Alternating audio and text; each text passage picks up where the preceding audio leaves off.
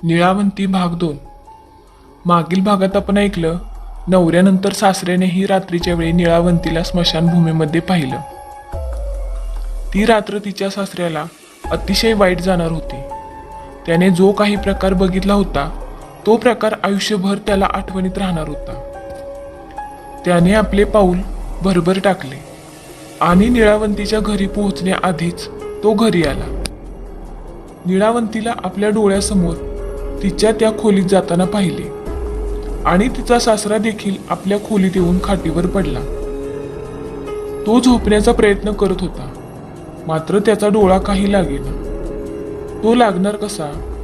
त्याने स्मशानात असे काही बघितले होते ज्याने तो झोपण्याच्या मानसिकतेत राहिला नव्हता. त्याला स्वप्नात निळावंती उरलेल्या ब्राह्मणाची म्हातारीची जागा उकरताना दिसे. तसेच म्हातारीचे प्रेत खाताना आणि घड्याळजवळ जाऊन पाणी पिताना स्वप्नात दिसे. त्याला झालेल्या या भ्रमामुळे तो रात्रभर जागाच होता. त्याचे डोळे आतुर झाले होते सूर्याची किरण बघायला.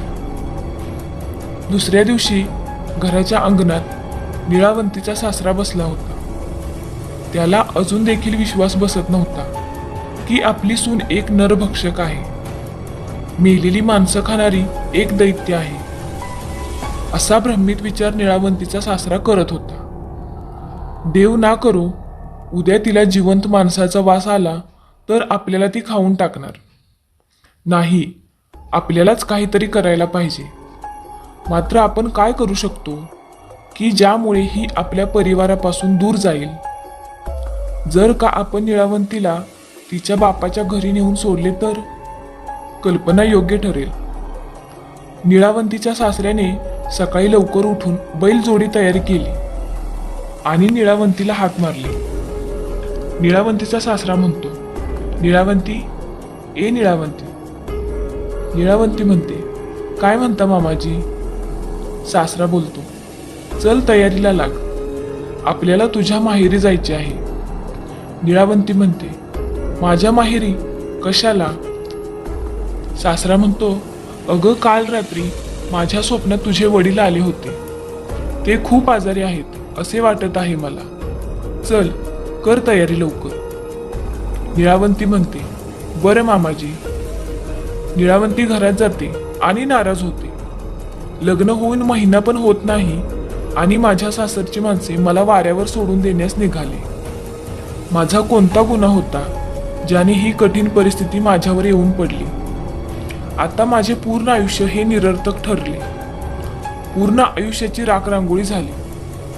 अशा अनेक प्रकारच्या विकृत विचारात निळावंती होती. तेवढ्यात भिंतीवर बसलेली पाल तिचे गाराने ऐकत बसली होती. तिला रडताना बघून पालीने विचारले, हे निळावंती, काय घडले असे ज्याने एवढी दुःखी झाली आहेस? निळावंतीचे दुःख अनावर झाले. तिने सर्व काही पालीच्या समोर सांगून टाकले. निळावंतीची परिस्थिती अशी का झाली हे त्या पालीला माहीत होते. तिने लगेच निळावंतीस सांगितले, हे निळावंती, तुला नाही माहीत, तुझी अवस्था तुझ्याच अज्ञानामुळे झाली आहे. तुला हिरे घेण्यासाठी नदीवर जाताना तुझ्या नवऱ्याने पाहिले आणि तुला स्मशानात जाताना तुझ्या सासऱ्याने पाहिले. जो वनवास तुला होत आहे त्याचे कारण तो कोल्हा आणि टिटवी आहे, जिने तुला धनाचा दृष्टांत दिला. पालीचे शब्द निळावंतीच्या कानी पडताच निळावंतीला मनात अनुभव झाला की आपल्याला धनाचे संग्रहण करताना आपल्या सासरच्या माणसांनी पाहिले. त्यांच्या वेगळ्या वेगळ्या शंका निर्माण झाल्या होत्या, म्हणून ते मला सोडून देणार आहेत. जे सत्य आहे ते मी यांना सांगू शकत नाही. आता काय करायचे? जे काही भाग्य लिखित असेल तेच होणार. ती पशुपक्ष्यांसोबत संवाद साधायची. तिची हीच विद्या तिच्या पूर्ण आयुष्याची राखरांगोळी करणार असे तिला स्वप्नात देखील वाटले नव्हते. मात्र तिची हीच विद्या आता तिला आपल्या सासरमधून दूर करणार होती. निळावंतीच्या सासऱ्याने बाहेर बैलगाडी जुंपली होती. दोन्ही सासरा आणि सुनेच्या मनात विपरीत विचार सुरू होता, एक भ्रमात्मक तर एक वास्तविक. निळावंती आपल्या सासऱ्यासोबत बैलगाडीत बसली. निळावंतीचा सासरा घाबरत घाबरत गाडी चालवत होता. त्यांच्या मनी एकच शंका होती, ती म्हणजे आपण समोर बघत आहोत. जर निळावंती हिला भूक लागली तर ही आपल्यावर मागून हल्ला करणार आणि आपल्याला छाटून टाकणार. याच भीतीने तो समोर कमी आणि मागे जास्त लक्ष देत होता. त्याला कळत नव्हते काय करायचे. निळावंती हिला तिच्या बापाच्या घरी सोडून चालणार का? आज नाही तर उद्या कधी ना कधी ती सासरच्या रस्त्यावर येणारच की. आपण एक काम करू, हिला माहेरी न नेता दाट जंगलात घेऊन जाऊ.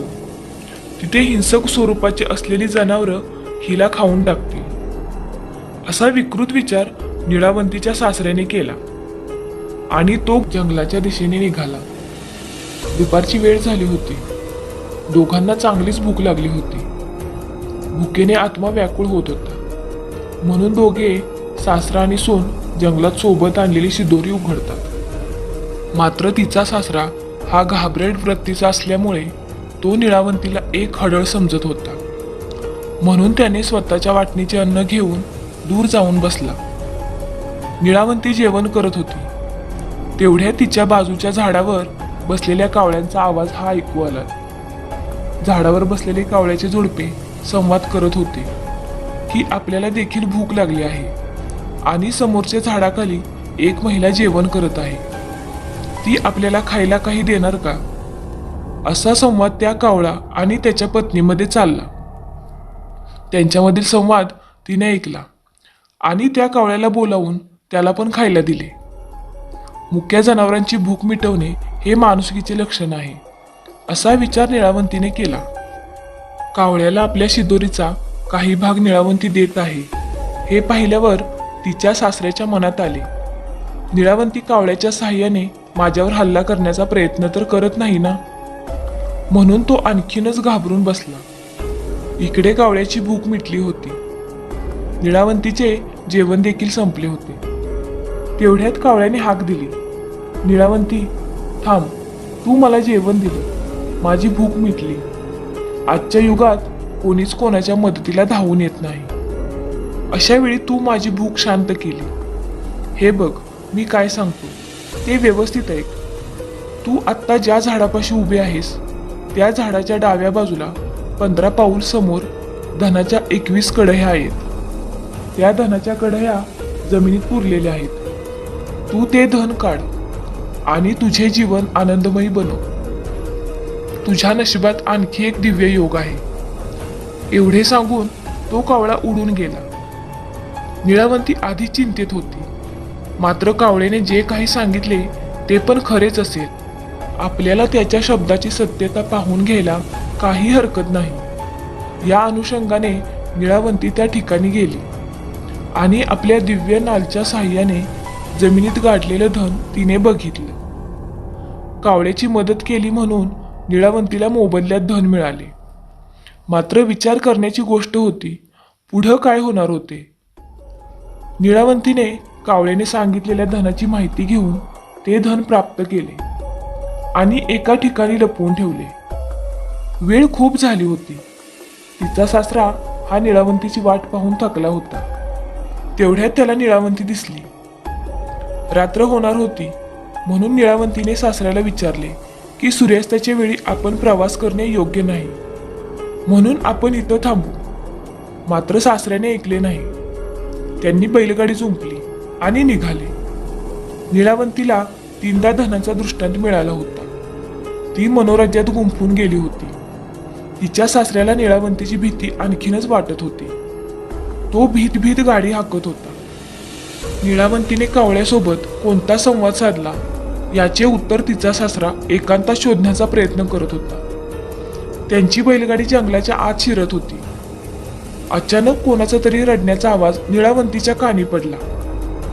कोण रडत आहे याची काळजी तिला होऊ लागली. सासरा गाडी थांबवायला तयार नव्हता, म्हणून निळावंतीने गाडी थांबवायला सांगितले. सासऱ्याने मात्र आता निळावंतीच्या भीतीपोटी गाडी थांबवली. निळावंतीने गाडी थांबवता जंगलात पळ काढला आणि बघितले की एका मुंगसाचे जोडपे होते आणि त्यातील मादाही रडत होती.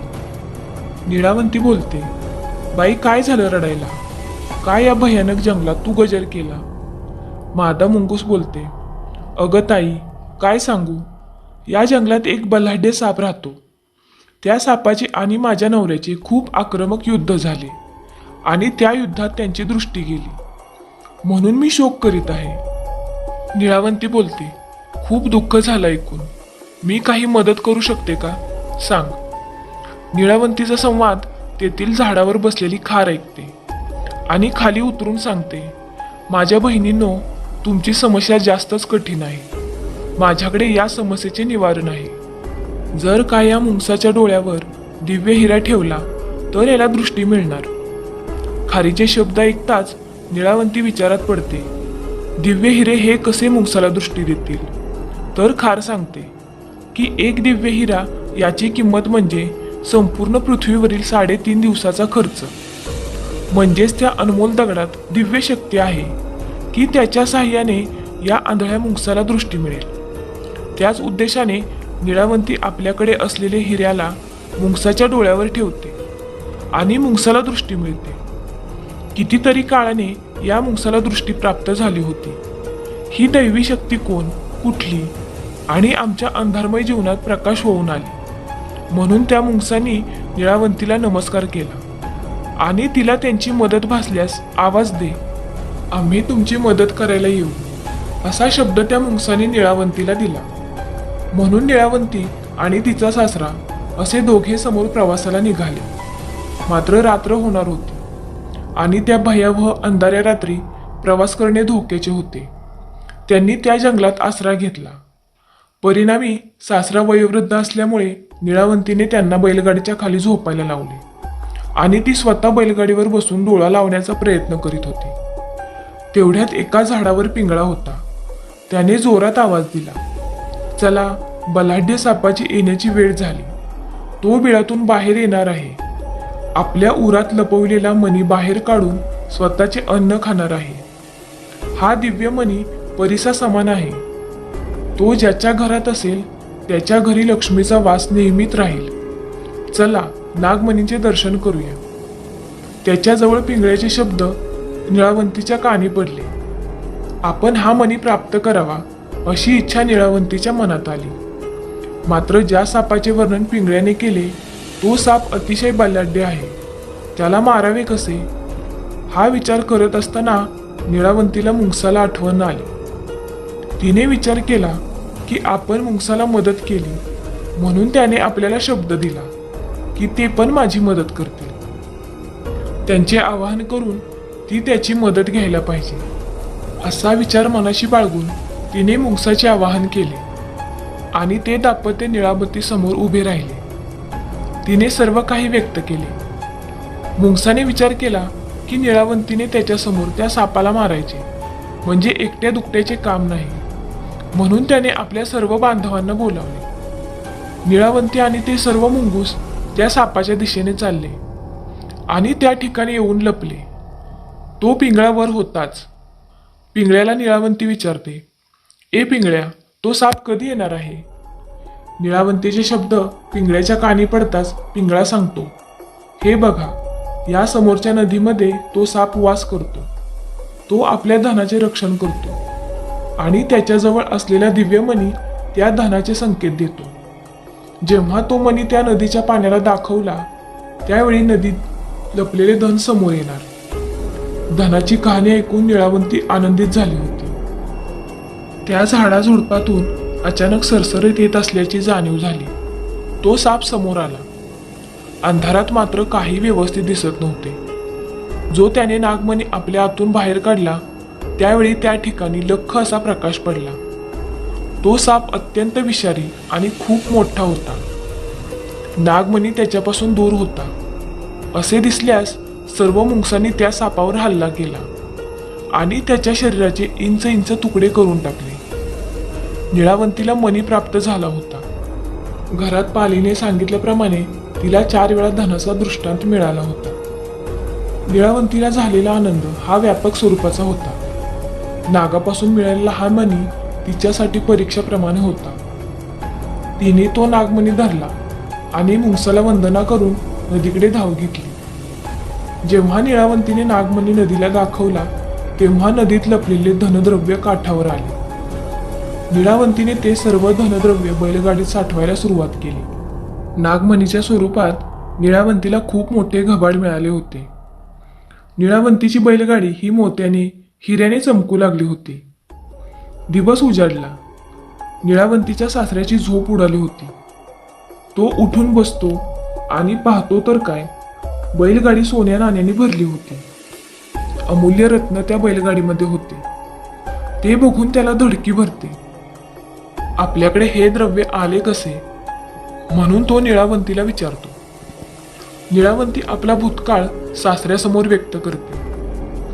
स्वतःच्या बालपणी कोकशास्त्रासाठी दिलेला मंत्र, नदीतील प्रेतापासून प्राप्त झालेले दिव्य हिरे, टिटवीच्या सांगण्यावरून स्मशानात लाभलेले धनद्रव्य, कावळ्याची मदत केली म्हणून प्राप्त झालेल्या धनाच्या कढाया आणि मुंगसाच्या मदतीने प्राप्त झालेला नागमणी.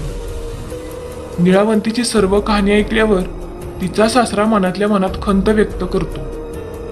लक्ष्मीच्या स्वरूपात निळावंती आपल्या घरात आली आणि मी तिला एक कैदाशीन म्हणून जंगलात सोडायला निघालो होतो.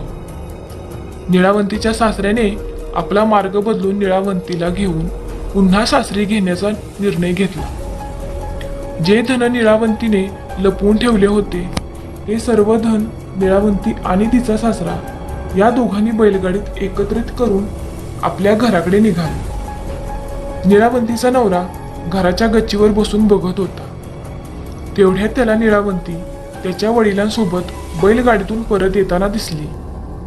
म्हणून तो खाली उतरून स्वतःच्या वडिलांना म्हणाला, ही अवदसा पुन्हा घरात कशाला आणली? मी स्वतः हिला मेलेले प्रेत खाताना पाहिले. पोराचे शब्द ऐकल्यावर त्याच्या वडिलांनी सर्व काही हकीकत त्याच्यासमोर व्यक्त केली. तिच्या नवऱ्याला तिच्यावर दाखवलेल्या अविश्वासाचा पश्चाताप झाला व नंतर हे सगळे ऐकल्यावर निळावंतीच्या नवऱ्याचा देखील तिच्यावर विश्वास बसला आणि ते दोघे पुढचा संसार सुखात करू लागले. तर मित्रांनो, कथा कशी वाटली ते कमेंटमध्ये नक्की कळवा आणि चॅनलला सबस्क्राईब करा. धन्यवाद.